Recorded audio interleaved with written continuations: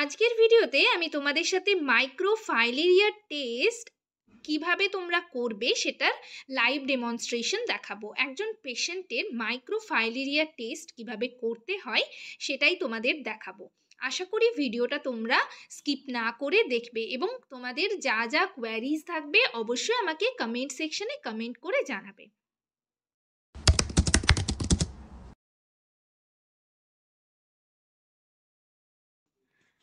Hello সবাইকে, journey of a nurse চ্যানেলে তোমাদের আবারও ওয়েলকাম জানাই। তো আজকে আমি আরেকটা নতুন টপিক নিয়ে তোমাদের সাথে ডিসকাস করব। তার আগে তোমাদেরকে বলে রাখি, যারা আমার চ্যানেলে নতুন এসছো, প্রথমবার আমার ভিডিও দেখছো, তাদের যদি ভিডিওটা ভালো লেগে থাকে এবং হেল্পফুল বলে মনে হয় তাহলে অবশ্যই ভিডিওটাতে লাইক এবং শেয়ার করবে। চ্যানেলটিকে অবশ্যই সাবস্ক্রাইব করে রাখবে নার্সিং রিলেটেড নতুন নতুন আপডেট এবং অথেন্টিক সব ইনফরমেশন পাওয়ার জন্য। তো চলো দেরি না করে ভিডিওটা শুরু করা যাক।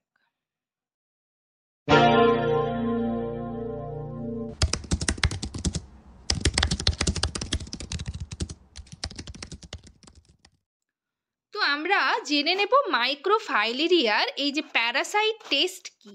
ঠিক আছে, আজকে আমি পুরো ডিটেলে তোমাদের সাথে এই ব্যাপারটা নিয়ে ডিসকাস করব না, শুধু তোমাদের লাইভ ডেমনস্ট্রেট দেখাবো যে কিভাবে তোমরা এই মাইক্রোফাইলেরিয়া টেস্ট কিভাবে করবে। ঠিক আছে, তো নেক্সট ভিডিওতে তোমরা যদি রিকোয়েস্ট করো, তোমরা যদি বলো কমেন্ট সেকশনে যে পুরো বিষয়টা ডিটেলে তোমাদের সাথে ডিসকাস করতে, তো আমি নেক্সট ভিডিওতে ডিসকাস করে দেব। আজকে শুধু কিভাবে করতে হয় সেটাই তোমাদের দেখাবো। তো একটু ব্রিফলি তোমাদের বলে দেওয়ার চেষ্টা করছি। দেখো, মাইক্রোফাইলেরিয়া পরীক্ষা রক্তে মাইক্রোফাইলেরিয়া শনাক্তকরণ এবং শনাক্ত করতে সহায়তা করে। অর্থাৎ কোনো ব্যক্তির বা কোনো পার্সনের, কোনো পেশেন্টের ব্লাডে মাইক্রোফাইলেরিয়া রয়েছে কিনা, তো এই ফাইলেরিয়া প্যারাসাইট টেস্টটা করে, যেটা ব্লাড টেস্টের মাধ্যমে, স্মিয়ার টেস্টের মাধ্যমে করা হয়, তো সেটাই আমি তোমাদের দেখাবো কিভাবে করতে হয়। এবং এটা করার জন্য রাতেই মেনলি করা হয়, তবে পরীক্ষাটি দিনে বা রাতে একটা নির্দিষ্ট সময়ে কিন্তু করতে হয়। তো আমরা যেটা করেছিলাম সেটা হচ্ছে রাতের বেলাতেই করেছিলাম। একটা পেশেন্টের যখন ঘুম ঘুম ভাব লাগবে, জাস্ট ঘুমোতে যাবে, ঘুম ঘুম একটা দেখবে, ঘুমের আগে ঘুম ঘুম একটা ভাব লাগে, সেই টাইমে কিন্তু পেশেন্টকে ডেকে বা পেশেন্ট যেখানে রয়েছে সেখানে গিয়ে মাইক্রোফাইলেরিয়া প্যারাসাইট টেস্টটা করতে হবে।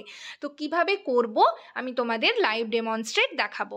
তো এটার আমরা লক্ষণগুলো একটু জেনে নিই, যে কি কি সিমটমস থাকলে আমরা বুঝবো যে মাইক্রোফাইলেরিয়া রয়েছে। তো দেখো, হচ্ছে ইচিং হবে প্রচণ্ড। ঠিক আছে, প্রচুর পরিমাণে ইচিং হবে, অর্থাৎ চুলকানি, স্কিনে ইচিং হবে। ঠিক আছে, তারপর হচ্ছে মাসল পেইন হবে, চেস্ট পেইন হতে পারে পেশেন্টের, আর হচ্ছে স্কিনের নিচে সোয়েলিং হবে। ঠিক আছে, এবং হচ্ছে যে হেপাটোস্প্লেনোমেগালি, যেটা হচ্ছে লিভার এবং প্লিহা যে বৃদ্ধি হয়, বেড়ে যায়, সেটাকে আমরা জানি হেপাটোস্প্লেনোমেগালি বলা হয়। তো সেটা থাকতে পারে। এই সিমটমসগুলো কিন্তু দেখা দেবে। হাইড্রোসিল থাকলে কিন্তু মাইক্রোফাইলেরিয়া টেস্ট করতে হয়। ত্বকের এক্সফোলিয়েশন, লিম্ফেডিমা, এগুলো যদি থাকে তাহলে কিন্তু এই ফাইলেরিয়াসিসের এই সিমটমসগুলো দেখা যায়। তো সেরকমই একটা পেশেন্টের হঠাৎ করে হাইড্রোসিল বলে যে পেশেন্টের হাইড্রোসিল রয়েছে বা হাইড্রোসিল আছে, তো সেই কারণে কিন্তু অ্যাকর্ডিং টু ডক্টরস অ্যাডভাইসড এই ফাইলেরিয়াসিস টেস্টটা করা হয়। তো আমি ভাবলাম তোমাদের একবার তোমাদের লাইভ ডেমনস্ট্রেশন একবার দেখিয়ে দেওয়া যাক কিভাবে টেস্ট করবে। তোমরাও নিজেরাও এটা করতে পারবে, যারা যারা হসপিটাল ডিউটি করছো। তো মেনলি এটা ল্যাব টেস্টেই করা হয়ে থাকে, তবে এটা কিন্তু নার্সিং স্টাফও করতে পারে। তো কিভাবে করবে সেটাই তোমাদের দেখাবো। তো চলো দেখতে থাকো। তো আমরা প্রথমেই জেনে নেব এই টেস্টটার জন্য, করার জন্য কি কি লাগবে। গ্লাভস লাগবে, ঠিক আছে, একটা কিডনি ট্রে নিয়ে নিতে পারো, আর হচ্ছে স্লাইড লাগবে, এক্ষেত্রে 4টে স্লাইড লাগবে, আর হচ্ছে একটা নিডল লাগবে। ঠিক আছে, তো আমরা প্রথমে দেখো গ্লাভস পরে নিলাম, এবং আমি বলে দিয়েছি তোমাদেরকে যে একটা নির্দিষ্ট টাইমে রাতের বেলা করা হয়, যখন পেশেন্টের ঘুম ঘুম লাগবে সেই টাইমে।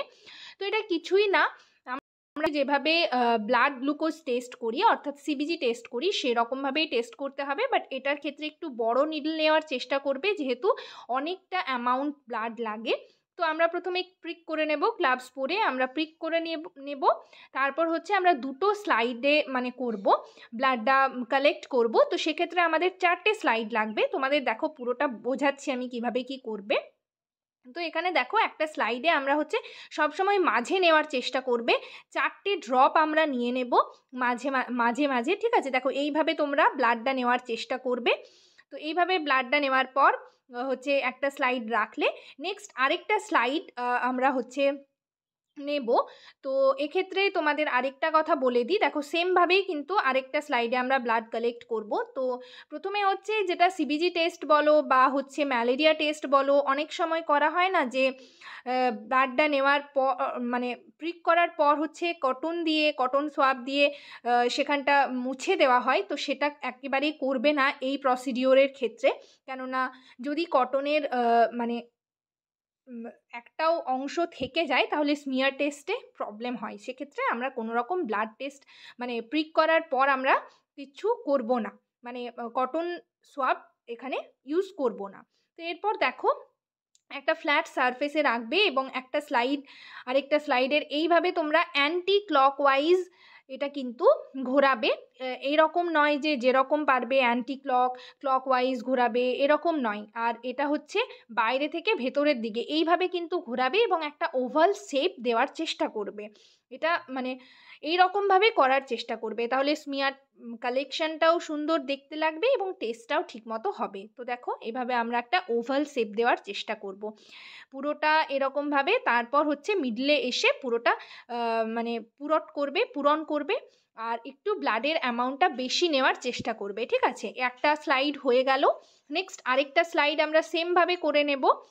তো দেখো এইভাবে এটা কিন্তু আরেকটা তোমরা স্লাইড নেওয়ার চেষ্টা করবে, টোটাল 4টে স্লাইড লাগবে। তো দেখো এইভাবে ওভাল শেপ দেওয়ার একটা চেষ্টা করবে, এরকমভাবে করবে। অ্যান্টি ক্লক যে যেটা করতে পারো, অ্যান্টি ক্লকওয়াইজ যার যেটা সুবিধা, বাট দু রকম করবে না, এরকম করে মাঝের দিকটা পুরট করবে আর একটু ব্লাড অ্যামাউন্টটা বেশি নিতে হবে। তো এই রকমভাবে করতে হবে এবং এটা একটা ফ্ল্যাট সারফেসে করতে হবে। আর করার পর হচ্ছে কিন্তু এটা একটু ড্রাই হতে দিতে হবে। ড্রাই হতে দেওয়ার পর যখন ড্রাই হয়ে যাবে তখন এটা হচ্ছে আমরা কালেক্ট করে রেখে দেব, ঠিক আছে? একটা তো পেপার দিয়ে বা হচ্ছে কাগজ দিয়ে এটা হচ্ছে তোমরা মানে একটা কিছুর মধ্যে রেখে দেবে এবং উপরে হচ্ছে ডেট, টাইম, পেশেন্টের নাম, এজ এইসব দেবে। দেওয়ার পর হচ্ছে মাইক্রোফাইলেরিয়াসিস উপরে ট্যাগ করে রেখে দেবে।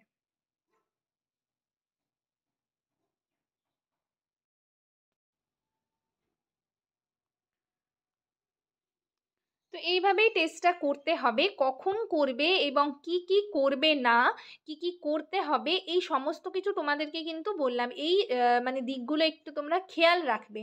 আর প্রিক করার আমি বলেই দিলাম যে একটু বড় নিডল নেবে। প্রিক করার পর কিন্তু কটন সোয়াব একেবারেই ইউজ করবে না, তাহলে কিন্তু প্রবলেম হবে। আর একটু বেশি অ্যামাউন্টের ব্লাড নেওয়ার চেষ্টা করবে। স্লাইডগুলো হচ্ছে ফ্ল্যাট সারফেসে রাখবে আর কোন টাইমে করবে সেটাও কিন্তু তোমাদের দেখালাম। তো এইভাবে কিন্তু খুবই ইজি একটা প্রসিডিওর, যে কেউ করতে পারবে। এই মানে এই দিকগুলো মাথায় রেখে করবে। যাই হোক, এইটুকুই বলার ছিল, এটাই তোমাদের দেখানোর ছিল কিভাবে টেস্টটা করবে। তো ভিডিওটা এখানেই শেষ করলাম। যদি ভিডিওটা তোমাদের হেল্পফুল বলে মনে হয় তাহলে অবশ্যই ভিডিওটাতে লাইক এবং শেয়ার করবে। চ্যানেলটিকে অবশ্যই সাবস্ক্রাইব করে রাখবে নার্সিং রিলেটেড নতুন নতুন আপডেট এবং অথেন্টিক সব ইনফরমেশন পাওয়ার জন্য।